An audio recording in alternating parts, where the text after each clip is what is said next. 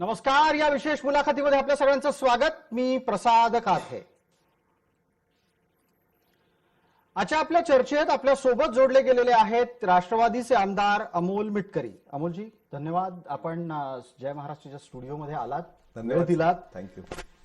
प्रश्नांना संपूर्णपणे आपण स्वीकाराल आणि सगळ्या प्रश्नांना उत्तर द्याल अशी अपेक्षा बाळगूयात.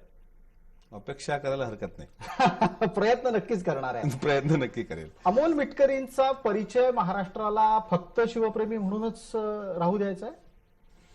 मला असं वाटतं, शिवव्याख्याते, शिवप्रेमी किंवा फुले शाहू आंबेडकर ही विचारधारा मांडताना तोच परिचय मला असं वाटतं चिरकाल टिकणार आहे. राजकारणाला किती मर्यादा आहेत किंवा मी राजकारणात किती वर्ष असेल हे मी सांगू शकत नाही.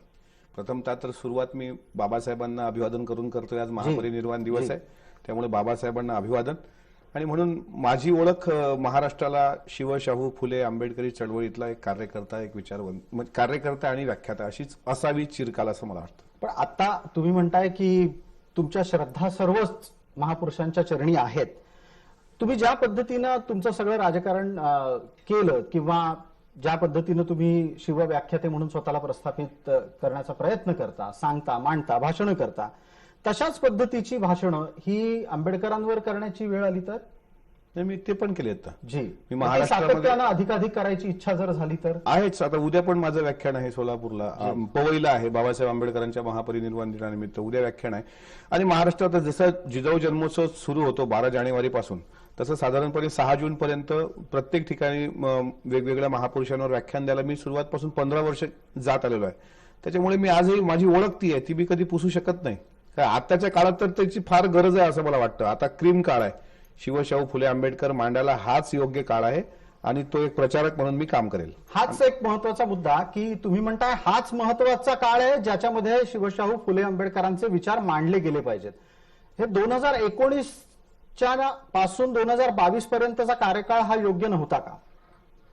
आत्ताचा काळ म्हणतोय मी. 2019 ते 22 पर्यंत फुले शाहू आंबेडकरांच्या विचारावर चालण्याचा राज्य सरकारने प्रयत्न केलाय. पण जेव्हापासून हे सरकार गेलंय तेव्हापासून तुम्ही बघा, आज 6 डिसेंबरला गालबोट लागलं ना, कर्नाटकच्या मुख्यमंत्र्यांनी सीमावाद कारण नसताना उखरून काढला आणि आता हल्ले होत आहेत महाराष्ट्रीयन लोकांवर. जाणीवपूर्वक केलं जात आहे. आता कर्नाटकचे मुख्यमंत्री सुद्धा एकाच भारतीय जनता पार्टीचे, महाराष्ट्रातही भाजप प्रणित सरकार आहे, केंद्रात त्यांचं सरकार आहे. त्याच्यामुळे आता जे काही आतताईपणा सुरू आहे, जे काही संविधानाची पायमल्ली सुरू आहे, आजही अभिवादन करायला सर्व पक्षीय लोक तिथे आले, विशेषतः भारतीय जनता पार्टीचे भरपूर नेते मंडळी तिथे येऊन गेली.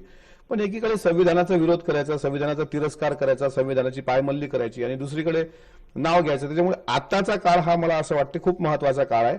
मागच्या 2019 ते 22 पर्यंत संविधानाला अपेक्षित असलेलंच राज्यकारभार महाविकास आघाडी सरकारने केलेला आहे. तुम्ही सांगता आहात की संविधानाला अपेक्षित असलेला कार्यकाळ हा मवियाच्या दरम्यान झाला. माझ्याकडे एक आकडा आहे, मी तुमच्या समोर तो मांडतो. 2019 मध्ये ज्या वेळेला नॅशनल क्राईम ब्युरोनी माहिती प्रसिद्ध केली, महाराष्ट्रामध्ये देशातल्या 4.7 दलित अत्याचाराच्या घटना नोंदवल्या गेल्या आणि त्या 2150 इतक्या आहेत. तुमचं जर शाहू फुले, शिव आणि त्याचबरोबर आंबेडकर या सगळ्या महापुरुषांच्या आदेशावर चालणारं सरकार होतं तर महाराष्ट्रात इतके दलित अत्याचार का? हे बघा, कुठलंही सरकार असलं 100% ते काही छत्रपती शिवाजी महाराजांच्या काळातली अंमलबजावणी करणारं सरकार ठरू शकत नाही. मान्य आहे, कुठं कुठं सरकार कमी पडलं असेल, कमी काळ होता, कोरोनाचा काळ होता, मान्य आहे ते काही गोष्टी. पण याचा अर्थ दलित अत्याचार 2019 आणि 22च्या दरम्यानच वाढले असं नाही ना. मग तुम्ही देवेंद्र फडणवीस मुख्यमंत्री असतानाच्या काळातला आकडा सांगा, बघू द्या महाराष्ट्राला, जनतेला कळू द्या. शेतकऱ्यांच्या आत्महत्येचा आकडा कळू द्या, दलित अत्याचाराचा आकडा कळू द्या. तिकडे चंद्रपूर जिल्ह्यामध्ये नग्न धिंडी काढल्या गेल्या, स्त्रियांवरच्या अत्याचाराच्या जरा घटना कळू द्या. हे पण जरा हे बघितलं पाहिजे. आम्ही प्रयत्न केला. तुमच्या लेखी ते सरकार तर शिवशाहू फुले आंबेडकरांच्या विचारांवर चालणारं नव्हतंच ना. आता पण नाहीये ना. पण तुमचं विचारांवर चालणारं सरकार असतानाही दलित अत्याचार होतात. 2019ला महाविकास आघाडी सरकारची स्थापना झाली. प्रयत्न झाला, प्रामाणिकपणे प्रयत्न झाला शेतकरी आत्महत्या रोखण्याचा, प्रामाणिकपणे प्रयत्न झाला. कारण भीमा कोरेगाव सारखी मोठी दंगल जी मागच्या सरकारच्या काळामध्ये झाली, ही महाराष्ट्राला शोभणारी दंगल नव्हती.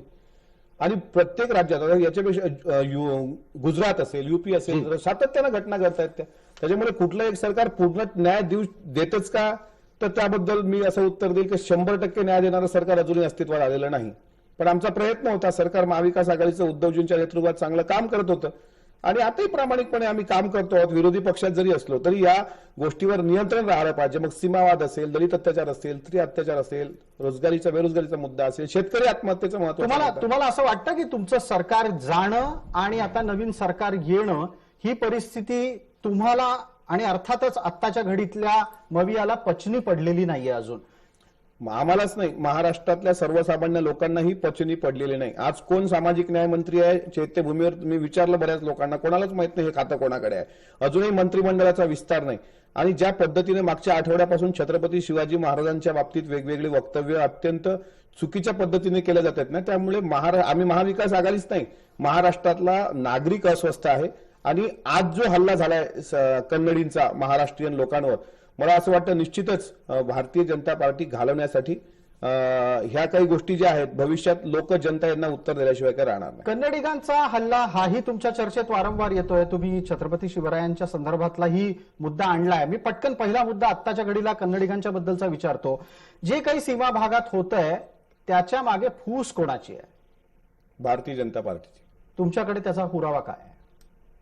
पुरावा असलाच पाहिजे असं नाही. सुरुवात नाही असं कसं? तुम्ही जबाबदार लोकप्रतिनिधी आहात. मी जबाबदारीनंच बोलतोय. सीमावादाच्या हे बघा, जत सांगोला या भागातले जे काही महाराष्ट्रीयन लोक आहेत त्यांनीही उभं केलेलं नाही आहे, म्हणजे वेळेवरच. हे खोड कोणी काढली? कर्नाटकचे मुख्यमंत्री ज्यांनी मागच्या काळात छत्रपती शिवाजी महाराजांचा त्यांनी पण अपमान केलाय. बसवराज बोम्मईंनी केलेला हा आगाऊपणा आहे. त्याच्यामुळे बसवराज बोम्मई अर्थातच भाजपचे मुख्यमंत्री आहेत आणि त्यांना मी मारल्यासारखं करतो, तू रडल्यासारखं कर. अर्थातच जर केंद्र सरकार लक्ष देत नसेल म्हणजे याचा अर्थ त्यांचीच फूस आहे भाजपची. पण या घडीला या सगळ्या राजकारणातून भारतीय जनता पार्टीला मिळणार काय? त्याला जर महाराष्ट्रातली सत्ता टिकवायची असेल तर कर्नाटकचं वातावरण परवडणार नाही. सांगतो ना, कर्नाटकच्या ज्या काही निवडणुका आता डोळ्यासमोर आहेत, कर्नाटक राज्यामध्ये निवडणुका आहेत, तो एक काळ गेला, एक काळ होता दंगली घडवून सत्ता मिळवता येत होती. आता तो काळ राहिलेला नाही. आताची पिढी फार हुशार झालेली आहे. कर्नाटकची सत्ता घेण्याकरता तुमच्या विधानात थोडीशी विरोधाभासी भूमिका असं नाही वाटत? कशी? कर्नाटकात सत्ता यावी किंवा कर्नाटकातल्या निवडणुका आहेत म्हणून कर्नाटकातलं सरकार अशा पद्धतीनं दंगली करतंय, हो, हे विधान जर असेल तर दुसऱ्या बाजूला तुम्ही म्हणता दंगली आहेत तर सत्ता येऊ शकत नाही. आता परिस्थिती बदलली. मी माझं जे स्टेटमेंट आहे मी तुम्हाला परत सांगतो की दंगलीचा वापर वारंवार देशामध्ये फॅसिझम पसरवणाऱ्या संघटनांनी आणि राजकीय पक्षांनी केला. कर्नाटक सरकारला काय हवंय की आम्ही महाराष्ट्रीय लोकांवर जे अत्याचार सुरू आहेत त्याचा काहीतरी फायदा आम्हाला राजकारणात होतोय का, ही भूमिका त्या कर्नाटक सरकारची असेल. गुजरातमध्ये मागच्या काळात दंगली झाल्या, त्याचा फायदा त्यांना गुजरातच्या निवडणुकीमध्ये झाला. हे जाणीवपूर्वक पसरवलं जात आहे. गुजरातच्या दंगलीहून 20 वर्ष झालेली आहे. 14ला पण झाला. गोध्रा हत्याकांडापासून तुम्ही माहिती घ्या, त्याचा फायदा भाजपलाच झालाय अर्थात. बर, आपण शिवरायांच्या बद्दलचे उल्लेख केलेत आणि मला वाटतं की तुमच्याशी त्या विषयावर अधिकारवाणीनं बोललं गेलं पाहिजे, अर्थात प्रश्न विचारले गेले पाहिजे. अगदी. तुम्ही छत्रपती शिवाजी महाराजांच्या बाबतीत जे काही सांगता, जे काही मांडता, त्याचा स्रोत काय असतो? इतिहासाची संदर्भ साधनं. मी इतिहास संशोधकांची पुस्तकं वाचतो, मी कादंबरी वाचत नाही. बिलकुल. अनेक लोकांनी कादंबऱ्या लिहिल्या, कादंबऱ्यांना संदर्भ साधनं नसतात. इतिहास संशोधकांनी, फॉर एक्झाम्पल रियासतकार सरदेसाई असतील, यदुनाथ सरकार असतील, वासी बेंद्रे असतील, ज्यांनी 40 वर्ष एका ठिकाणी राहून छत्रपती संभाजी महाराजांचं चरित्र आणलं, किंवा कृष्णाजी अर्जुन केळुस्कर गुरुजी असतील, किंवा अलीकडच्या काळात डॉक्टर जयसिंगराव पवार साहेब असतील, यांच्या पुस्तकाला संदर्भ साधनं आहेत. तीच पुस्तकं मी वाचतो आणि तेच, मी काही इतिहास संशोधक नाही, मी इतिहासाच्या पुस्तकाचा वाचक आहे. आणि महाराष्ट्रातल्या जनतेला इतिहास सांगणं ही महाराष्ट्रातल्या जनतेची, ती मला असं वाटतं ती नैतिक जबाबदारी आहे. त्याच्यामुळे मी इतिहास संशोधकांची पुस्तकं वाचतो. कादंबऱ्या आणि कल्पना विलासामध्ये मी फारसा रमत नाही. याच्यातला एक आक्षेप तुमच्यावर असा होतो की तुम्ही ज्या वेळेला छत्रपतींच्या बद्दल, त्यांच्या शौर्याची, त्यांच्या कर्तृत्वाची गाथा महाराष्ट्रासमोर आणता त्यावेळेला मोठ्या प्रमाणात मानधन घेता. किती मानधन घेता आपण? ज्यांनी माझे कार्यक्रम घेतले त्यांनी विचारायला पाहिजे. बघा सुहासजी, प्रत्येकाच्या जीवनामध्ये पार्ट 1 आणि पार्ट 2 असतो. जी. ज्या वेळेस अमोल मिटकरी महाराष्ट्रात व्याख्यानं करायचा, त्यावेळेस महाराष्ट्राच्या कानाकोपऱ्यात गोरगरीब लोकांनी 2000, 5000, 500, 200 जे काही शक्य असेल तसं देऊन, मानधन देऊन मला तिथं सन्मानानं बोलावलं. आणि मी अभिमानानं सांगतो, मागेही सांगितलं होतं की जो पैसा मला त्यातून मिळाला, माझ्या घरी आज माझं स्वतःचं घर जरी नसलं शहरामध्ये तरी 6 लाख रुपयाची ग्रंथ संपदा आहे. आजही चैत्यभूमीवर मी 20 ते 25 हजाराची पुस्तकं घेतलीत. त्याच्यामुळे त्यातून ज्ञानार्जन करणं म्हणजे अर्थार्जनातून ज्ञानार्जन करण्याकरता लागणारी पुस्तक, कारण मी घरचा इतका श्रीमंत नाही की मी लाख रुपयाची लायब्ररी माझी खुली करू शकेल. माझ्यावर जो आरोप होतोय, विरोधक करतायत, मानधन घेत होतो का? घेत होतो, पण तोकडं मानधन असायचं. प्रवास खर्च मी काढणार कुठून? बरं, पण मग या सगळ्या वाटचालीत अकोटमधून अकोल्यातल्या तोष्णीवाल लॉन्स पर्यंतचा प्रवास, तिथलं घर, हे सगळं फक्त आणि फक्त व्याख्यानावर झालं? माझं घरच नाही आहे अकोल्यात. तोष्णीवाल लेआउटमध्ये मी भाड्यानं राहतो. त्या घराचं घर भाडं आहे 23,000 रुपये. भारतीय जनता पार्टीचे नगरसेवक आहेत, त्यांच्याच घरात मी भाड्यानं राहतो. अकोला जिल्ह्यात अकोट तालुक्यातील कुटासा गावात माझं परंपरागत माझ्या वडिलोपार्जित घर आहे. बिलकुल. आणि मी भाड्याच्या घरात राहतो. अगदी आपण कुटाशाचा उल्लेख काढला, फार बरं झालं, कारण त्याच्यातला एक प्रश्नही आमच्याकडे असा आहे की 2.5 वर्ष तुमचं सरकार होतं, तुम्ही अजितदादांच्या फार जवळचे, दादा गटाचे असंही म्हटलं जातं. आमच्या पक्षात गटच नाहीयेत. ठीक आहे, ते मीडिया सांगते गट आहेत, पण आमच्या पक्षात गट नाहीयेत. पण तुम्ही अजितदादांच्या जवळचे आहात हे तरी खरं आहे की नाही? मी पक्षाच्या जवळचा आहे. म्हणजे मग त्यात अजितदादांच्या जवळचे आहात की नाहीचं उत्तर काय आहे? सर्व पक्षातल्या म्हणजे पवार साहेब असतील, दादा असतील, ताई असतील, सर्वांच्या मी जवळचा आहे, सर्वांच्या लाडाचा आहे. संधी मला संधी अजितदादांनी दिली आणि मी आमदार होणार हे दादांनीच मला सांगितलं होतं. मग त्याच अजितदादांच्या मदतीनं तुम्हाला अकोला ते अकोटचा रस्ता का धड करता नाही आला? मी तिथला जो 12 वर्षापासून तिथे आमदार आहेत भारतीय जनता पार्टीचे, खरं तर हा प्रश्न त्यांना विचारायला पाहिजे. सत्ता तुमची होती, तुम्ही भविष्यातल्या वाटचालीच्या दृष्टीने माझ्या लक्षवेधी काढून पहा, अधिवेशनामधल्या माझे प्रश्न काढून पहा. अकोट अकोला रस्त्यासंदर्भात मी वारंवार प्रश्न उपस्थित केले, त्याच्या बैठका लागल्या. दत्तात्रय भरणेंनी त्यांच्या दालनामध्ये बैठक घेतली होती तेल्लारा आणि अकोटच्या रस्त्यांच्या संदर्भात. जर माझ्या जिल्ह्यातली लोक हे ऐकत असतील तर तिथले स्थानिक आमदार जे आहेत त्यांनी 12 वर्षात काहीही केलं नाही. मला 2च वर्ष सत्ते झाली होती. एक तर लक्षात घेतलं पाहिजे सुहासजी, पहिलं वर्ष आलं, सत्ता आली. तुम्ही वारंवार मला सुहासजी का म्हणताय मला माहिती नाही. मग काय म्हणू? प्रसाद काथे. Sorry प्रसादजी, sorry. त्या इतिहास चुकला तुमच्या नावामुळे, त्याच्यामुळे त्या नावाची थोडी फारकत घेतली. इतिहासाचा अभ्यास करणाऱ्याकडूनच गडबड झाली आहे. प्रसादजी सॉरी, मी तुमची दिलगिरी व्यक्त करतो. आणि 12 वर्ष त्यांचं सरकार होतं. तेल्लारा अकोट मतदारसंघाचा ते विकास करू शकला नाहीत. आपलं महाविकास आघाडीचं सरकार आलं, त्यावेळेस कोरोनाचा काळ आला, दुसरं वर्ष कोरोनामध्ये गेलं. अजितदादा अर्थमंत्री होते. दादांनी स्थानिक आमदार विकास निधी 2 कोटीचा 5 कोटीपर्यंत केला. आणि मतदारसंघातली कामं करायची असतील तर स्पेसिफिक एक प्रसादजी मतदारसंघ लागतो. माझा मतदारसंघ हा महाराष्ट्रभर आहे, त्याच्यामुळे कोणा एकाच मतदारसंघामध्ये तुम्ही विधान परिषद सदस्य असल्यानं महाराष्ट्राचं प्रतिनिधित्व करताय हे मान्य आहे, पण तरीही प्रत्येकाला शेवटी एक जमीन शोधावी लागते. आणि त्या दृष्टीनं अशीही माहिती समोर आहे की तुम्ही ज्या वेळेला अकोल्याच्या राष्ट्रवादीच्या जवळ जायचा प्रयत्न करता, अकोल्याच्या राष्ट्रवादीतले लोक तुम्हाला जवळ करत नाहीत. जिल्ह्यातले बिलकुल. मी अकोला राष्ट्रवादीचं कामच करतो. मी तुम्हाला परत सांगतो की मी एका जिल्ह्यापुरता मर्यादित नाही. मी महाराष्ट्रभर पक्षाचा प्रवक्ता, पक्षाचा प्रचारक म्हणून मी काम करतो.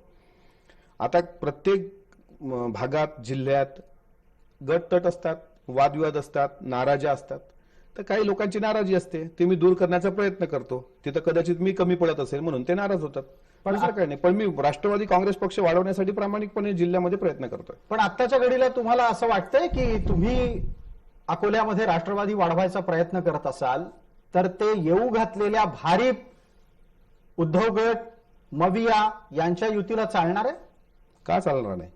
मग तुम्ही प्रकाश आंबेडकरांचं नेतृत्व स्वीकारायला तयार व्हाल जिल्ह्यापुरतं? महाविकास आघाडीत जर प्रकाश आंबेडकर साहेब येत असतील तर त्यांचं स्वागत आहे असं अजितदादांनी पण सांगितलं. आणि जर या 4 पक्षांची युती होत असेल तर माझ्या जिल्ह्यामध्ये वंचित बहुजन आघाडीचं प्राबल्य आहे, हे मान्य केलं पाहिजे. वंचित अजून अस्तित्वात कुठे आहे? आता तर MIM त्याच्यात नसल्यानं ती वंचित राहिलेलीच नाही. माझ्या जिल्ह्यामध्ये जिल्हा परिषदेवर आजही सत्ता वंचित बहुजन आघाडीची आहे. वंचित बहुजन आघाडीचे 2 आमदार मागच्या काळामध्ये होते, 2 आमदार होते वंचित बहुजन आघाडीचे. मोठं प्राबल्य आहे. बौद्ध वोटिंग फार मोठ्या प्रमाणामध्ये आहे. बौद्धेतर वोटिंग पण वंचित बहुजन आघाडीला फार मोठ्या प्रमाणात पडते. जर वंचित बहुजन आघाडी स्वतंत्र लढली तर इतर पक्षाला चॅलेंज निर्माण होतं. त्या तुलनेत आम्ही कमी पडतो. पण मला असं वाटतं की 4 पक्ष जर एकत्र आले तर निश्चितच अकोला जिल्ह्यासाठी परिवर्तनाची नांदी ठरेल. कारण अकोला लोकसभापासून अकोला जिल्ह्यातले 5ही मतदारसंघ यांना गरज आहे महाविकास आघाडीच्या नेतृत्वाची. बिलकुल. मिटकरीची वेळेची मर्यादा आहे. आपण एक पटकन छोटीशी विश्रांती घेतोय, लगेचच परत येतोय पुढच्या भागामध्ये. आपण अमोल मिटकरी यांच्याशी चर्चा सुरू ठेवणार आहोत आणि पुढच्या भागात त्यांनी आतापर्यंत जे वाद निर्माण केले त्या वादातले जे जे काही संदर्भ आहेत त्या सगळ्याची चर्चा.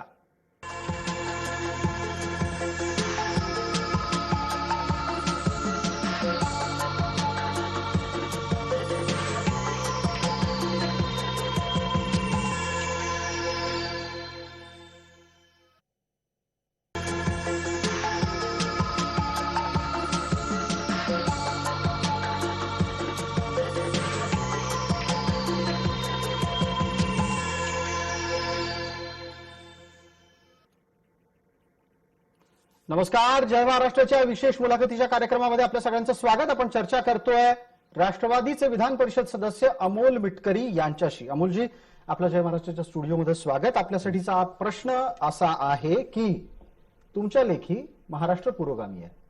हो, आजही असं वाटतं? आता पुरोगामी असण्याची परिस्थिती राहिलेली नाही. नाही, मग आता पुरोगामी आहे का काल परवापर्यंत पुरोगामी होता? पुरोगामी तो केव्हाच संपले सर. आता पुरोगामी फक्त बोल घेवडेपणा आहे, भाषणापुरता पुरोगामी आहे. कृतीत मात्र पुरोगामी आहे असं मला तरी जाणवत नाही. हे एक राष्ट्रवादीचा विधान परिषद सदस्य बोलतोय. अमोल मिटकरी बोलतोय. म्हणजे या दोन्हीत फरक आहे? नाही, माझं वैयक्तिक मत व्यक्त करण्याचा माझ्या पक्षाने मला अधिकार दिलाय. पुरोगामित्व कोणामुळे गेलं? फॅसिझममुळे. फक्त फॅसिझममुळे गेलं? अगदी. कसं काय? ज्या पद्धतीने जी विचारधारा जी या संविधानाला मारक आहे, ती संविधानाला मारक असलेली विचारधारा जशी फोफावते आहे भारतीय जनता पार्टीच्या राजाश्रयामुळे, त्यामुळे पुरोगामित्व लयास गेलं. मात्र ते टिकवण्याकरता आणि ते परत आणण्याकरता प्रयत्न माझाही आहे, आमच्या पक्षाचाही आहे. पुरोगामित्व जपणारा आमचा पक्ष आहे. आता तुम्ही म्हणाल आता पुरोगामित्व नाही हे कशावरून? ज्यावेळेस महाराष्ट्राचे मुख्यमंत्री ज्योतिषाकडे हात दाखवतात, ज्यावेळेस महाराष्ट्राचे मुख्यमंत्री स्वतः कामाख्या देवीच्या मंदिराला नवस बोलतात, ज्यावेळेस शिंदे गटाचे काही आमदार म्हणतात आम्ही नवस फेडायला आलोत, म्हणजे ज्या महाराष्ट्रामध्ये गाडगे महाराज, दाभोळकर, फुले शाहू, बाबासाहेब तुकाराम महाराजांची परंपरा आहे, त्याच महाराष्ट्रामध्ये पुरोगामित्व घालवण्यासाठी सरकारने जी पावलं उचललीत किंवा करतंय सरकार, मला असं वाटतं हे पुरोगामित्वाला न शोभणार आहे. मात्र मला याचा प्रश्न आहे, तुम्ही असं म्हणता की नवस फेडणं, ज्योतिषाकडे जाणं या सगळ्या गोष्टी पुरोगामित्वाला बाधक आहेत. मुख्यमंत्र्यांच्या वर आक्षेप नोंदवला गेला की ते म्हणे शिर्डीला गेले आणि तिथून ते एका ज्योतिषाकडे भविष्य विचारायला गेले, गुवाहाटीला गेले, तिथे नवस फेडायला गेले. हे तुम्हाला पटत नाही. पण तुम्हाला दुसऱ्या बाजूला पुरोगामित्वाचा याच्यामुळे जाणारा संदर्भ हा सरळ सरळ देवाला नाकारण्याचा आहे असं नाही वाटत? श्रद्धा हा विषय आणि पुरोगामित्व हे दोन्ही परस्पर एकसोबत जाऊ शकतं की नाही? तुकाराम महाराजांची श्रद्धा होती पांडुरंगावर, पण अभंग होता नवसा याचे पुत्र होती तरी का करणे लागे पती. म्हणजे देवाधर्माच्या नावाने जे थोतांड आहे त्याला विरोध असणारा हा महाराष्ट्र आहे, लक्षात घ्या. देव आणि श्रद्धा हा प्रत्येकाचा वैयक्तिक भाग आहे. तो भारतीय राज्यघटनेने श्रद्धा आणि उपासनेचे अधिकार प्रत्येकाला दिलेले आहेत. त्याच्यामुळे कोण कोण्या मंदिरात जावं हा त्याचा वैयक्तिक भाग आहे. पण देवाधर्माच्या नावाने सोंग ढोंग करावं तर तुकोबा सांगतात, आहे ऐसा देव वद वावी वाणी, नाही ऐसे मनी अनुभवावा. पण निरक्षर असणाऱ्या संत गाडगेबाबांनी सुद्धा हे नवस सायास नाकारलेत ना. एकनाथांनी भारुडामध्ये नाकारलेत. नाही, तुमचा विरोध नवस सायास करण्याला आहे का तुमचा विरोध देवाला नमस्कार करण्याला आहे? देवाला मी स्वतः नमस्कार करतो. नवस सायास करायचे नाहीत असं तुमचं म्हणणं? नवसा याचे नवसाला विरोध केलाय आपल्या महापुरुषांनी, महामानवांनी, बरोबर, संतांनी केलाय. श्रद्धा असावी पण ती अंधश्रद्धा नसावी. नवस हे अंधश्रद्धेत येतात 100%. आणि नवस करू नयेत यावर तुम्ही ठाम आहात 101%. मग तुमच्या नेतृत्वात किंवा तुमच्या पक्षात हे कोणीही देवाला नवस करत नाही? नाही, मी माझं वैयक्तिक मत मांडलंय. अच्छा, पण तुम्ही पक्षाचं प्रतिनिधित्वही करता. मी हा प्रश्न माझा पक्ष म्हणून विचारत असाल जी, त्याचंही उत्तर द्या. मग त्याचं उत्तर देतो. आमच्या पक्षाचे सर्व आदरणीय शरदचंद्रजी पवार साहेब हे ज्या आईच्या पोटी जन्माला आले त्या शारदामाई ह्या पुरोगामी होत्या. नवसाला विरोध ह्या शारदामाईंपासूनच आहे. त्याच्यामुळे तुम्ही बघा पवार साहेब असं कुठं अवडंबर करताना तुम्हाला दिसत नाहीत. श्रद्धा आहे का तर श्रद्धा आहे. आजही सुप्रियाताई असतील, अजितदादा असतील, मंदिरात जातात, सगळेजण जातात.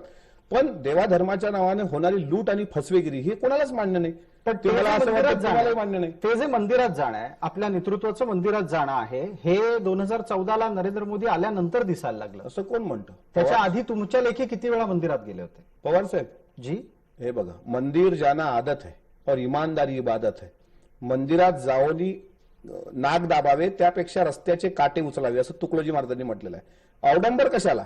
ढोंग मंदिरात जाण्याचे सगळीच लोक करतात, त्याच्यामुळे ते धार्मिक होतात असं नाही ना. नाही, पण मग 2014 नंतर वारंवार का दिसायला? पवार साहेब मुळातच त्यांच्या आई वडिलांचा जो वारसा आहे तो पुरोगामित्वाचा आहे. त्या पद्धतीने चालले. ते मंदिरात गेले नाही गेले, याच्यावर महाराष्ट्राचं राजकारण नाही. त्यांनी जे कामं केलीत, जे शेतकऱ्यांसाठी कामं केलीत, जे महाराष्ट्र पुरोगामी, महाराष्ट्रातलं पुरोगामित्व टिकवण्यासाठी केलीत, हे भाजपलाही जमलं नाही आणि नरेंद्र मोदींनाही जमलं नाही. याच पुरोगामित्वाची चर्चा पुढच्या टप्प्यात जेव्हा आपण नेतो तेव्हा आपल्याला एक प्रश्न निश्चित ताज्या घटनाक्रमांचा विचारावा असं वाटेल.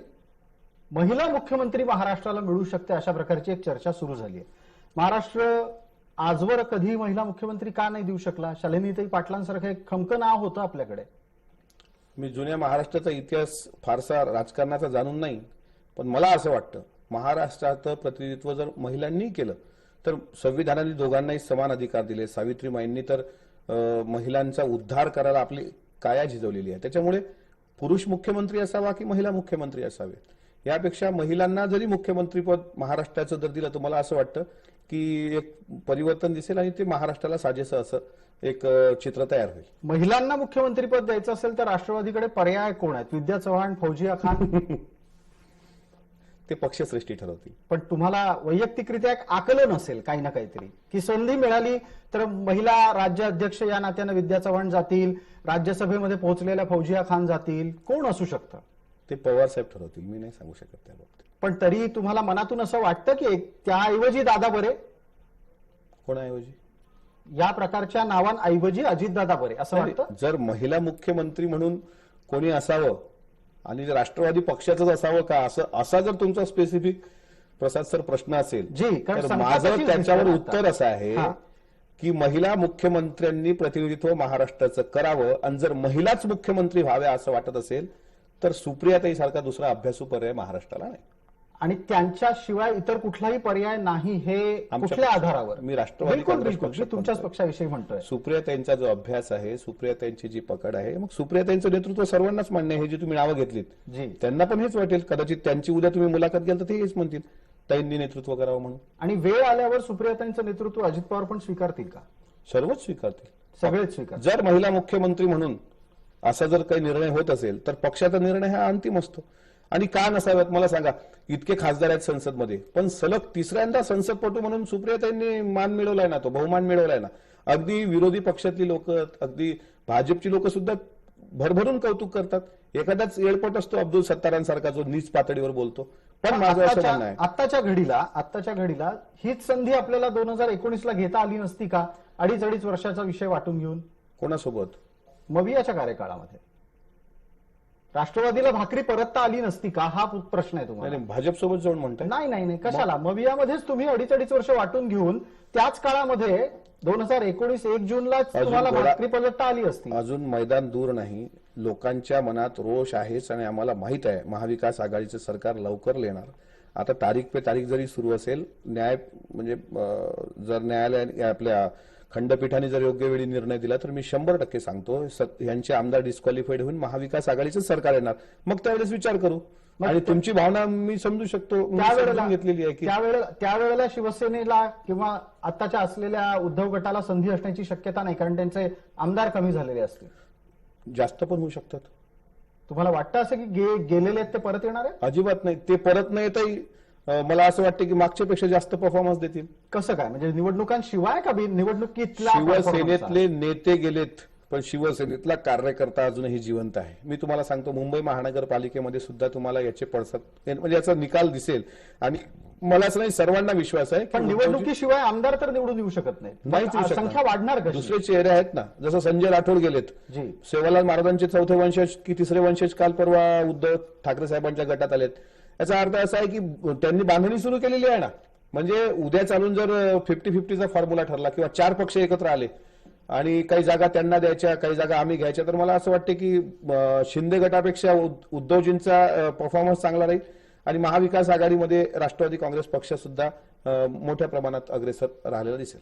या राजकीय चर्चेमधले काही प्रश्न आपल्याला निश्चित पुढच्या टप्प्यात घ्यायचेच आहेत, पण तत्पूर्वी अमोल विटकरी जर स्टुडिओमध्ये असतील तर त्यांच्या जातीविषयकच्या भूमिकेवर चर्चा करायला हवी. आणि मला वाटतं अमोल मिटकरींनाही त्याबद्दल कोणतेही आक्षेप नसावेत. एक थेट प्रश्न अमोल मिटकरींना विचारायचा आहे. अमोल मिटकरी जातीयवादी आहेत का? नाही. अमोल मिटकरी एका विशिष्ट समाजाबद्दल सातत्यानं वक्तव्य का करतात? कोण्या समाजाबद्दल बोलायचं पुरावा द्या. ब्राह्मण समाजाबद्दल आपलं जे वक्तव्य होतं ते विद्वेष पसरवणारं होतं का? तुम्हाला वैयक्तिकरित्या काय वाटतं? त्या वक्तव्याच्या नंतर जयंतरावांनी माफी मागितली, तुम्ही मात्र काही मागे हटायला तयार नाही. बरं झाला हा प्रश्न येणार होता हे मला माहित होतं. याचं उत्तर मी तुम्हाला स्पष्ट सांगतो. ती क्लिप परत काढा. कुठल्याही पद्धतीने ब्राह्मण समाजाबद्दल अमोल मिटकरी एकही शब्द बोललेला नाही, आणि मी बोललोच नसेल तर माफी मागण्याचा प्रश्नच नाही. त्याच्यामुळे मी जातीयवादी आहे का, तर अजिबात नाही. कारण मी जाती अंताचा लढा लढणाऱ्या आंबेडकरी चळवळीतला कार्यकर्ता आहे. ज्या डॉक्टर बाबासाहेब आंबेडकरांनी महाड चौदार तळ्याचा सत्याग्रह केला त्यावेळेस सहस्त्रबुद्धे पण त्यांच्यासोबत होते ना. अनेक ब्राह्मण मित्र माझे पण आहेत. पण एखादा कोणीतरी छोट्याशा संघटनेचा एखादा व्यक्ती त्याला राजकीय वलय देऊन जर वेगळ्या अँगल देत असेल, त्याचं नाव मी इथे घेणार नाही, म्हणजे एक आहेत पुण्याचे सद्गृहस्थ, त्यांनी मला फोन करून म्हटलं होतं की तुम्ही असं करा, थोडी दिलगिरी व्यक्त करा, माझं नाव घ्या. म्हटलं तुमचं नाव घेण्याचा काय प्रश्न आला याच्यामध्ये? नाही घेणार तर आम्ही तुमच्या विरुद्ध आंदोलन करून. आंदोलनाला सुरुवात झाली. काही त्याला बेस नाही, काय बूड नाही, मी कुठं बोललोच नाही. चुकलो असतो, नाव घेतलं असतं तर माफी मागितली असती, पण मी कुठंही असं नाव घेतलेलं नाही. त्यामुळे हा मुद्दा मी तुमचा खोडतो की मी ब्राह्मण समाजाबद्दल कुठं आक्षेपार्ह विधान केलं. तुम्ही जर समजा इतके नीट सरळ सगळं काही बोलला होतात तर जयंतरावांना माफी मागायची, दिलगिरी व्यक्त करायची गरज काय होती? नाही, शेवटी त्यांचा मतदारसंघ आहे. पत्रकारांनी त्यांना प्रश्न विचारल्यानंतर जर अशा पद्धतीनं कोणाच्या भावना दुखल्या असतील तर जयंतराव साहेबांनी सांगितलं की जर भावना दुखल्या असतील तर दिलगिरी व्यक्त करतो, त्यात काय चुकलं? थोडक्यात तुमच्या लेखी तुम्ही कोणत्याही प्रकारे कुठलाही जाती विद्वेषाचा मुद्दा कधी काढत नाही. काढलाच नाही. मला पुरावा द्या, त्याही भाषणातला पुरावा द्या की मी ब्राह्मण समाजाच्या विरुद्ध कुठं बोललोय म्हणून. आणि छत्रपती शिवरायांची गौरवगाथा सांगत असताना त्यात ब्राह्मणांचं काहीच योगदान नाही हे वारंवार सांगावं असं वाटतं? मी कुठं सांगितलंय असं? नाही, असं जो काही राष्ट्रवादीच्या कडून प्रचार होतो काय की या छत्रपती शिवरायांचं दैवतीकरण करण्याचं काम ब्राह्मणांना केलं, त्यांच्याविषयी जे जे घडलं नाही बघा, ते सांगण्याचा प्रकार घडला. जिथे चूक घडली ती गोष्ट महाराष्ट्राला सांगितलीच पाहिजे. उदाहरणार्थ अफजल खानाच्या भेटीच्या वेळी कृष्णा भास्कर कुलकर्णींनी छत्रपती शिवाजी महाराजांवर वार केला होता, आणि शिवाजी महाराजांनी अफजल खानाचा कोथळा काढल्यानंतर कृष्णा भास्कर कुलकर्णीला सुद्धा एक घाव दोन तुकडे केले होते. हा इतिहास सांगितला पाहिजे ना. पण गोपीनाथ पंत बोकील सुद्धा तिथे होते, हे पण आम्ही सांगतो. छत्रपती शिवाजी महाराजांना महाराष्ट्रात विरोध झाला राज्याभिषेकाला, काशीचे गागाभट्ट आले, हा इतिहास आहे. त्या दोन्ही प्रकरणांच्या अनुषंगानं एक पुढचा प्रश्न मग असा, छत्रपतींच्या इतिहासाविषयीची चर्चा तुमच्याशी करत असताना तुम्हाला हेही आठवत असेल, जावळीला मोरे होते, हो, सावंतवाडीत सावंत होते, मुदोळचे घोरपडे होते. बिलकुल. मग ही सगळी मंडळी तुम्हाला वेळोवेळी आठवत नाहीत, पण तुम्हाला कुलकर्णी बरोबर आठवतात. नाही, हे पण आम्ही सांगतो ना. जावळीच्या चंद्रराव मोरेचा पाडाव महाराजांनी केला. माझी तुम्ही इतिहासाची भाषणं तर ऐका. मी जे काही इतिहास मांडलाय ना ती भाषणं ऐका आपण. त्याच्यामध्ये सगळं सातत्यानं आलंय. 19 फेब्रुवारी 1630. हा, काही ठिकाणी विरोध आहे. समजा आता प्रतापगडावर त्या दिवशी शिवप्रताप दिन साजरा झाला, तो तिथीनुसार साजरा केला मुख्यमंत्र्यांनी. जी 10 नोव्हेंबर 1659 ही अधिकृत तारीख आहे. भालजी पेंढारकरांचे जुने चित्रपट जरी काढले ना त्यात स्पष्ट आहे की 10 नोव्हेंबर 1659 प्रतापगडावर छत्रपती शिवरायांनी अफजल खानाचा कोथळा काढला. आता ते तिथीनुसार तुम्ही करत असाल तर आमचा विरोध आहे. म्हणजे विरोध म्हणजे एक भूमिका अशी आहे की शिवाजी महाराज जर एक आहेत ना, ते स्वतः छत्रपतींच्या गादीचे वारस उदयन महाराज बोलले का शिवाजी महाराज एक तर शिवजयंती एक झाली पाहिजे, शिवाजी महाराज एक तर त्याच्या जन्माच्या तारखा, त्याचा वाद मिटायला पाहिजे. या तो जर वाद तुम्हाला मिटवायचा आहे तर तो ख्रिस्ती कालगणनेनुसार का? छत्रपतींच्या जन्माच्या, छत्रपतींच्या देहवसनाच्या ज्या ज्या काही तारखा असतील त्याच्यानंतरची ख्रिस्ती कॅलेंडर सुद्धा धर नाहीत.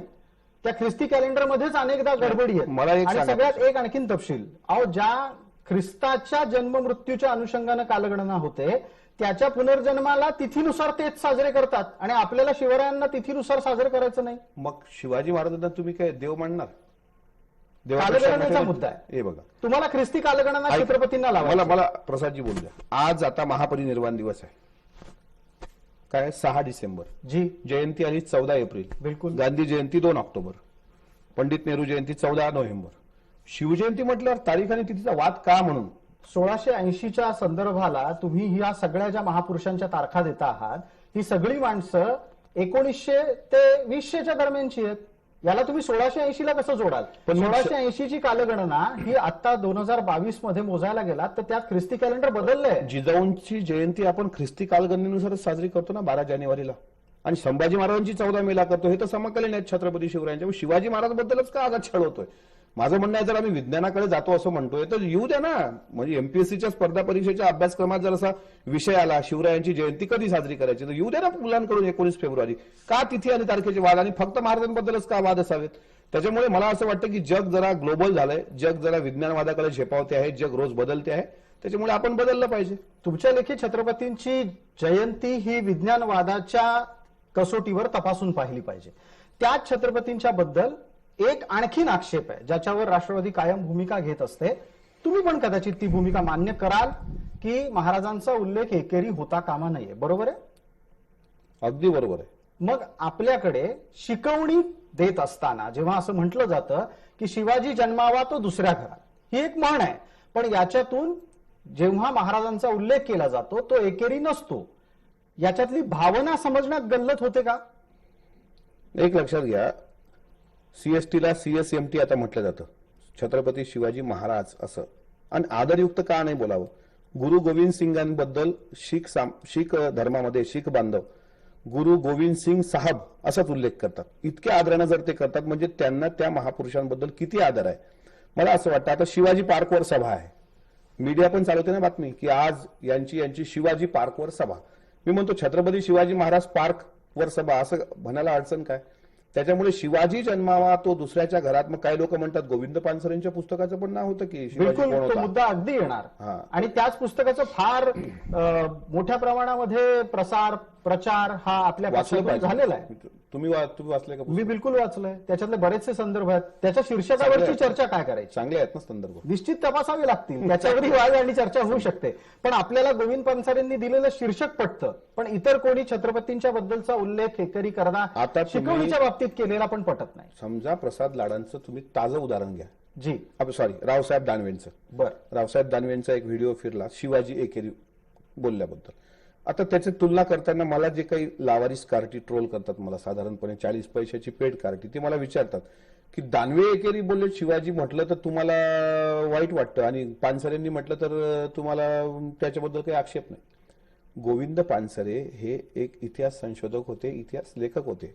रावसाहेब दानवे आणि गोविंद पानसरे यांची दूर तुलना होऊ शकत नाही. त्यांनी ते कोण्या काळात लिहिलं, ठीक आहे, गोविंद पानसरेचा जन्मकाळ, पुस्तक लिहिण्याचा काळ, त्यावेळेस कदाचित तो एक मुखोद्गत आलेला प्रवाह असेल, त्या प्रवाहापोटी त्यांनी लिहिलं. किंवा दगलबाज शिवाजी नावाचं पुस्तक प्रबोधनकार ठाकरेंनी पण लिहिलेलं आहे. बिलकुल. आता त्याच्यानंतर घरी त्यांना विचारायला आता- गेले की हा दगलबाज काय प्रकार आहे? दगलबाज शिवाजी आणि बगलबाज अर्जुन असं त्याच्यामध्ये आहे की शिवाजी दगाबाज म्हटलेलं नाही, बिलकुल दगलबाज हा शब्द आहे. त्याच्यामुळे एक लक्षात घ्या की आता बदललोय ना आपण जग, ठीक आहे. गोविंद पानसरेंच्या पुस्तकाचं नाव शिवाजी कोण होता असं असेल, एकेरी उल्लेख असेल, किंवा शिवाजी पार्क आपण असा एकेरी उल्लेख करतो, किंवा शिवाजी जन्म. आता बदलूयात ना आपण.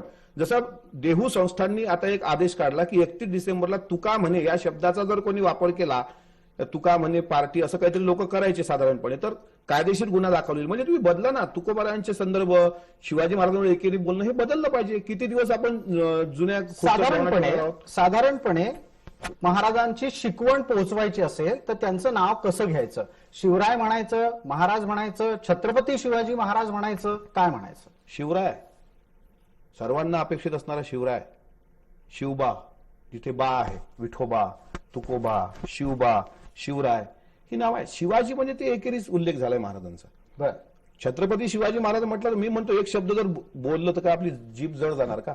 छत्रपती शिवाजी महाराज टर्मिनस आपण म्हणतो ना, एअरपोर्टला आपण ज्यावेळेस एखाद्या फ्लाईट मधून लँड होतो त्यावेळेस शिवाजी महाराजांचाच उल्लेख होतो. मग आदर केला तर हरकत काय आहे? बिलकुल. आदर झालाच पाहिजे, आदर झालाच पाहिजे. याच्यावर काहीच कुठल्याच प्रकारचा आक्षेप असू शकत नाही. याच निमित्तानं छत्रपतींच्या सोबत केली जाणारी तुलना ही आपण व्यक्तिसापेक्ष ठरवतोय का? राष्ट्रवादीला तेव्हाच राग येतो का ज्या वेळेला भाजपवाले चुका करतात? इतर जेव्हा आपल्या जवळचे असलेले चुका करतात त्यावेळेला मात्र हे बघा, तुमचा आता पुढचा प्रश्न असा आहे ना की पवार साहेबांना लोक जाणता राजा म्हणायचे. ते कशाला? त्या तुमच्या पक्षाच्या हँडलवरून त्यांचा तशा पद्धतीचा फोटो असं तुम्ही म्हणणार. जी, पवार साहेबांनी स्वतःला कधी म्हटलंय का जाणता राजा?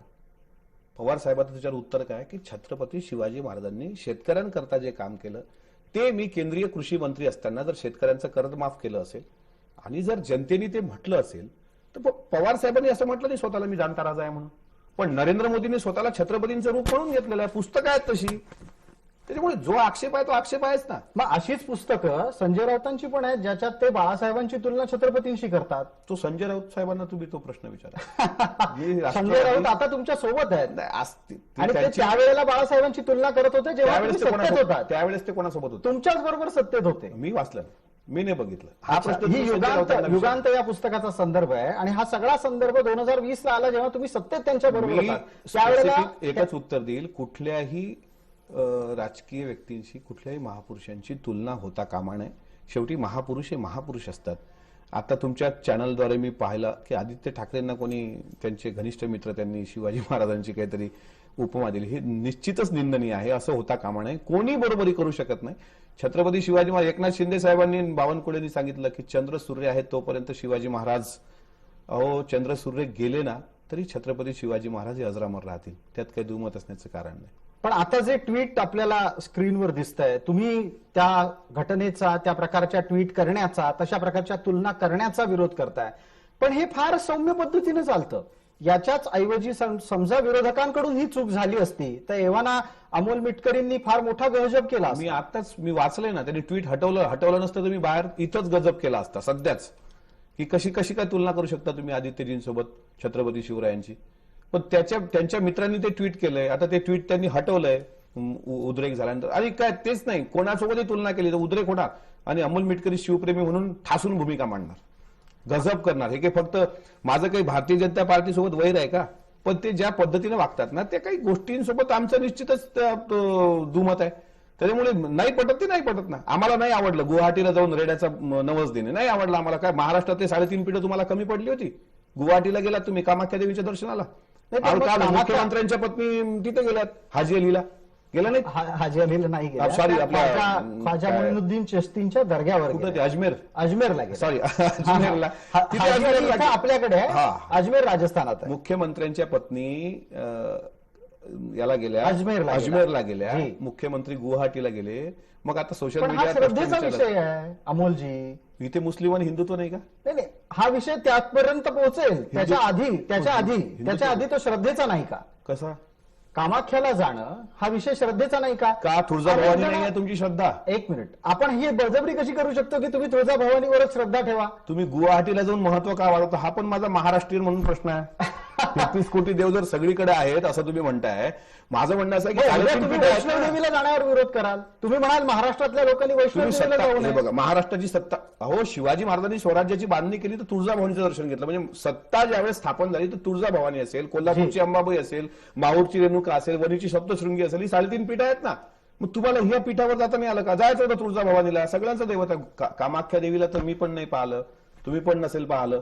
मला असं वाटतं की महाराष्ट्राच्या अस्मिता घेऊन तुम्ही तिकडे कशाला जाता? की महाराष्ट्रातले देव संपलेत का सगळे? नाही पाहिलं याचा अर्थ अमोल मिटकरींनी तुळजाभवानीला पाहिलंय का? म्हणजे कशा रूपाने पाहिलं, नाही पाहिलं? मी धार्मिक आहे. अच्छा, मी मूर्ती पाहिली. मला काही ती येऊन मला आता काही मला परत ती साक्षात्कार देईल असं म्हणत नाही मी. देव, आता परत प्रश्न येतो का देव आहे की नाही, ती संकल्पना, हा वाद जर करत बसलो तर आपल्याला वेळ पुरणार नाही. त्याच्यासाठी मी स्पेशल येईल तुमच्याकडे. अगदी बिलकुल. त्या निमित्तानं आपण एकदा परत चर्चा करू. एक मुद्दा राज्यघटनेच्या अनुषंगानं आपल्यापर्यंत पोहोचवायचा आहे आणि तो असा की तुम्ही म्हणता कायम राज्यघटना ही भारतीय जनता पार्टीच्या कार्यकाळामध्ये वारंवार मोडली जाते किंवा तिला 2014 जाळली जंतर मंतरला, ती धोक्यात येते तुमच्या लेखी. संविधानाचं पालन होत नाही. हो, जरा इतिहासात थोडं डोकवायची तयारी असेल तर पहिली राज्यघटनेतली दुरुस्ती कोणी केली आणि त्यावेळेला आंबेडकरांचं काय म्हणणं होतं याचा काही अभ्यास आपल्याकडे आहे? नाही. अच्छा, तपशिलासाठी सांगू इच्छितो, मग जरूर प्रतिक्रिया द्या. पहिली राज्यघटनेतली दुरुस्ती ही पंडित नेहरूंनी बळजबरी केली, ज्याला आंबेडकरांचा विरोध होता. आता या घटनेला तुम्ही बाबासाहेबांचा सन्मान तर निश्चित समजणार नाही आणि तो अपमान पंडित नेहरू करत असतील तर तो खपवून घ्यायचा का? 1947ला देश स्वतंत्र झाला आणि 1950ला 26 जानेवारीला राज्यघटना लागू झाली. त्याच्यानंतरचं काही असेल तर सांगा, मी उत्तर देतो. बिलकुल, हा त्यानंतरचा लगेचचा संदर्भ आहे. पहिली घटना दुरुस्ती ही लगेच प्रश्न असा आहे, भाजप सत्तेत कधी आलं? 2014 तुमच्या लेखी. बरोबर. आणि त्याच्या आधी एकदा 2014ला तर स्वातंत्र्य मिळाले म्हणतात ते कंगना राणावत. अच्छा. लक्षात घ्या. नाही, तसं सामनानी पण प्रश्न- म्हणतोय ते तुम्हाला आठवत नसेल. तुमचा स्पेसिफिक प्रश्न असा आहे की घटनेची पायमल्ली भारतीय जनता पार्टी सरकार करते आहे असं तुमचं मत आहे. हा प्रश्न आहे ना. बिलकुल. याचं आहे एखादं तुम्हाला. उदाहरण जर विचारलं तर मी तुम्हाला सांगतो. नाही, पण ती पायमल्ली ही नेहरूंच्या काळात झाली सगळ्यात आधी, हे तुम्हाला तुम्ही माहिती आहे. नेहरू, आंबेडकर आणि गांधी हे तिघं वेगळे वेगळे करू शकत नाही. तात्कालीन काही मतभेद असतील, काही दुरुस्त्या असतील, त्या दुरुस्त केल्या असतील किंवा काही त्या ठिकाणी त्यांनी मतमतांतर मांडले असतील, त्याचा स्वीकार बाबासाहेबांनी केला असेल. हा त्या काळातल्या त्या लोकांचा तो त्या वेळेसचा प्रश्न आहे. महात्मा गांधींना मिस्टर गांधी बाबासाहेब आंबेडकर म्हणायचे, याचा अर्थ मी तो म्हणावा असा माझा अधिकार होत नाही. त्याच्यामुळे हा जो प्रश्न आहे सध्याच्या परिस्थितीला जर तुम्ही धरून हा प्रश्न जर मला विचारलात की आत्ताच्या घडीला भारतीय जनता पार्टी ही संविधानाची पायमल्ली करते आहे का, तर हो. भारतीय संविधानाने प्राथमिक शिक्षण सक्तीचं आणि मोफत करायला सांगितलेलं आहे. महाराष्ट्रातल्या 20 पेक्षा कमी पटसंख्या असलेल्या सर्व मराठी शाळा बंद करते हे सरकार. म्हणजे पायमल्ली नाही तर काय. मराठी शाळा मुंबईत सगळ्यात आधी बंद झाल्या आणि सर्वात जास्त संख्येने बंद झाल्या. आणि मुंबईमध्ये मुंबई महानगरपालिका कोणाच्या ताब्यात आहे त्यांना कधीतरी विचारणार आहात की नाही? एक लक्षात घेतलं पाहिजे, हा प्रश्न फक्त मुंबई महानगरपालिकेपुरता नाही, हा ऑल ओव्हर महाराष्ट्राचा प्रश्न आहे. पण सर्वाधिक विचारणार आम्ही अधिवेशनामध्ये हा मुद्दा विचारणार आम्ही. मग मुंबई महानगरपालिकेच्या संदर्भातला असो की ग्रामीण भागातल्या शाळा असो, विचारणार आम्ही. महाराष्ट्रातल्या जनतेच्या शिक्षणाच्या भविष्याचा हा प्रश्न आहे. मग हे तुम्ही घटनेची पायमल्ली नाही आहे भारतीय जनता पार्टीकडून बोलायचं नसतं. तुम्ही येत्या अधिवेशनात हा प्रश्न विचाराल की नाही याची पाठपुरावा नक्की करू. लक्षवेधी आहे माझी त्या विषयावर. मग त्याबद्दल मुंबई महानगरपालिकेतल्या संदर्भासह विचाराल अशी अपेक्षा बाळगतो. अगदी. एक पटकन पुढचा मुद्दा. चर्चेला वेळेची मर्यादा आहे. शेवटच्या टप्प्यात आपण या चर्चेला घेऊन जातो आहोत.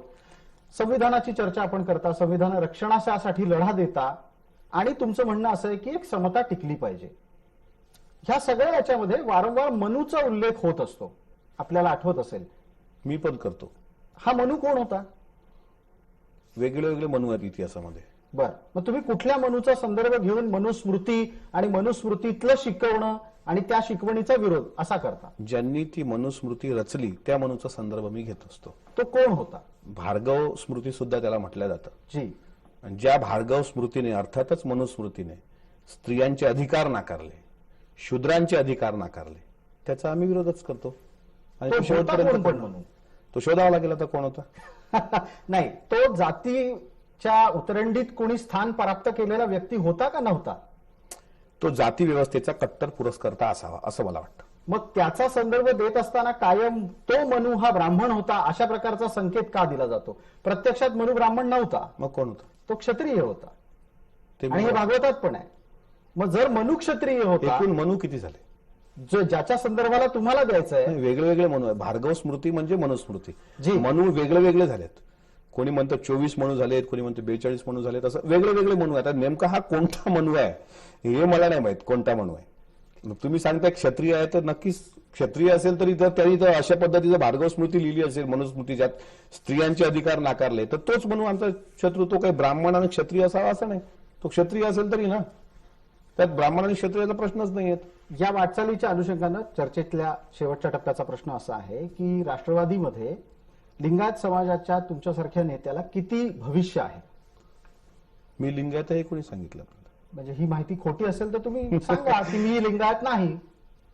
मी आजपर्यंत जातीच्या चौकटीत स्वतःला कधी बांधून घेतलेलं नाही प्रसाद सर.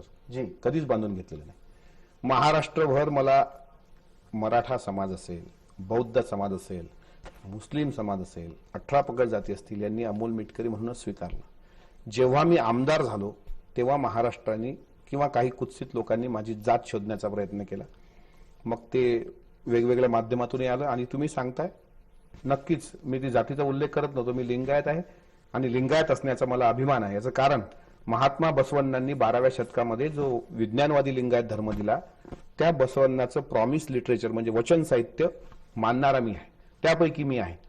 त्याच्यामुळे राष्ट्रवादी काँग्रेस पक्षामध्ये आम्हाला भविष्य आहे का? एक तुम्हाला तुमचा मुद्दा क्लिअर करतो. लिंगायत म्हणून मला राष्ट्रवादी काँग्रेस पक्षाने आमदारकी दिलेली नाही. तर एक चळवळीचा कार्यकर्ता, एक चळवळीचा माणूस जो महाराष्ट्रभर फिरू शकतो, प्रबोधन करू शकतो, इतकंच नाही प्रबोधनासोबत पक्षाची विचारधारा सुद्धा पुरोगामित्वाची मांडू शकतो महाराष्ट्रामध्ये, हे पक्षाला होतं. म्हणून अजितदादांनी मला आमदारकी दिली. त्याच्यामुळे लिंगायत समाजातले आज बसवराज पाटील पक्षामध्ये आहेत, काल परवापर्यंत दिलीप सोपल होते, अनेक लोक होती. आणि तुम्ही बघा ना, संजय बनसोडे राज्यमंत्री होते, आहेत बौद्ध समाजाचे, पण लिंगायत समाजाने सर्वात जास्त वोटिंग त्यांना त्या भागामध्ये केलं. त्याच्यामुळे भविष्य पक्षात या समाजाला ऐकत, तर लिंगायत बांधव जर ऐकत असतील तर मला असं वाटतं की आपले प्रश्न सुद्धा सातत्याने सोडवण्याचा प्रयत्न हा आदरणीय पवारसाहेब नेहमी करत असतात. त्याच्यामुळे मला पण इथे आमदारकी जी भेटली ती काही लिंगायत म्हणून नाही, तर एक पक्षाचा एक प्रचारक म्हणून मला ती भेटली. तुम्ही पुरोगामी ही स्वतःला म्हणवता आणि आता पुरोगामित्वाच्या संदर्भातली चर्चा करत असताना तुम्ही असं म्हणालात की तुम्ही चळवळीतले आहात, त्या चळवळीतल्या कारणामुळे तुम्हाला आमदारकी मिळाली. पण एक सर्वसाधारणपणे दुरून असं जर पाहिलं तर लक्षात येतं की तुमच्यासारखी जी पुरोगामी चळवळीतली माणसं आहेत ती एका मर्यादेपलीकडे तुमच्या पक्षात पुढे वाढत नाही. जितेंद्र आव्हाड एक आणखीन त्यातलं चांगलं उदाहरण. तुम्ही आणि जितेंद्र आव्हाड दोन पारड्यांमध्ये ठेवलं तर पुरोगामित्वाचं कोणाचं पारडं खाली जातं? आव्हाड साहेबांचं.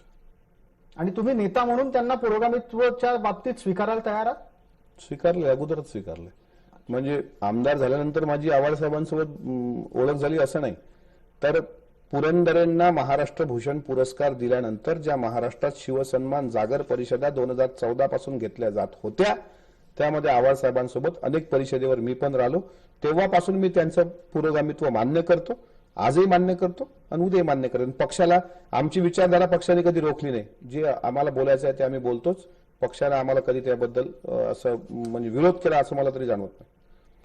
बिलकुल. आपण आमच्या स्टुडिओत आलात, विविध प्रश्नांना दिलखुलासपणे उत्तर दिलीत, त्याबद्दल धन्यवाद. आपण या चर्चेला इथे वेळेअभावी पूर्णविराम देतो आहोत. भविष्यात सुद्धा अशा प्रकारच्या विविध चर्चा आपण करत राहू. अमोल मिटकरींना त्यांच्या पुढच्या राजकीय वाटचालीच्यासाठी शुभेच्छा. तुर्तास या चर्चेत इतकंच. आपण सर्वजण आवर्जून आणि जरूर पाहत रहा. जय महाराष्ट्र.